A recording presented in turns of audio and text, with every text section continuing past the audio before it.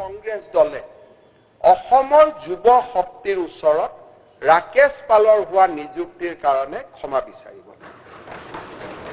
They must render an public apology যে আমাৰ দিনত ই এটা ভুল আছিল, ভৱিষ্যতে কেতিয়া ক্ষমতাত আহো নাজানো, কিন্তু যদি কেনেবাকৈ ক্ষমতাত আহিব পাৰো এনেকুৱা ভুল আৰু আমি জীৱনত দ্বিতীয়বাৰ নকৰো।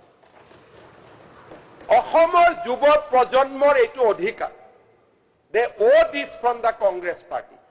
কালি মোৰ বিয়াত, মোৰ ল'ৰাৰ বিয়া হোৱা নাই, মোৰ ল'ৰাৰ বিয়াত যদি আদানী আম্বানী আহি 100 কোটি টকা দি থৈ যায়, অখিল গগৈ ডাঙৰীয়াই তেনেকুৱা ষ্টেটমেণ্ট দিব নেকি যে নহয় এইটোতো নন্দিলৰ গাত দোষ নাই বেচেৰা, তাকতো দি থৈ গৈছে? এইটো ৰেকৰ্ড হ'ব পাৰে নেকি?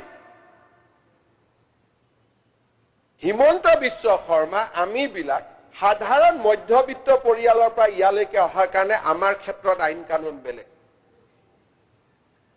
হয়তো অখিল গগৈ ডাঙৰীয়াৰ কাৰণে আইন কানুন বেলেগ।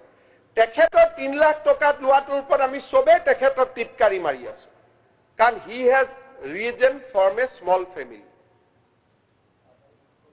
কিন্তু ৰজাৰ ঘৰততো ক'ব আমি কোনেও সাহস কৰা নাই। আৰু অখিল গগৈ ডাঙৰীয়াই নিজক যিমান ডিফেণ্ড কৰিছে তাতকৈ ৰজাক বেছি ডিফেণ্ড কৰিছে।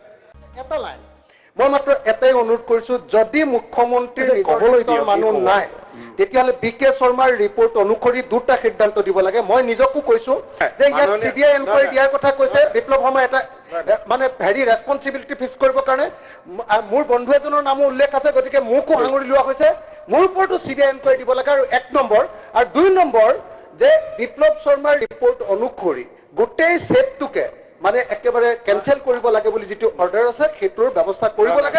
যদি নকৰে মুখ্যমন্ত্ৰী মাননীয় অধ্যক্ষ মহোদয়, যদি কয় আমি ধৰিলো আমাকে যদি কৰি দিয়ে, নাই মই কথাটো আপোনাক কৈছো, এই কেছটো কোনে ধৰিলে? বিজেপিয়ে ধৰিলে, আমি ধৰিলো, আকৌ আমাকে যদি বুলি কৈ দিয়ে তে মানুহেতো কেছেই নধৰিব।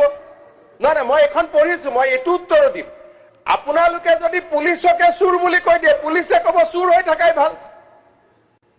আমিয়ে ধৰিলো কেছটো, আৰু এতিয়া কৈ আছে যদি আপোনাৰ কোনো চিনাকি মানুহ নাই। হৰি, যদি মোৰ চিনাকি মানুহ থাকিলেহেঁতেন প্ৰথমতে কেছটো নকৰিলোহেঁতেন। পুলিচে যদি চুৰ হৈ যায় তেতিয়া দিগদাৰ আছে ন? মই কথাটো কৈছো, আপুনি যিটো যদি ক'লে, এই যদিটো কিয় কৈছে যে ডোন্ট ডু অনেষ্টি দিয়াৰ আফটাৰ, আপুনি কি মেছেজ দিব খুজিছে? যে সদায় ভৱিষ্যতে যদি কোনোবা কৰাপ্টেড অফিচাৰক আপোনালোকে এৰেষ্ট কৰে আপোনালোকে লগাই দিম যে আপোনালোকৰহে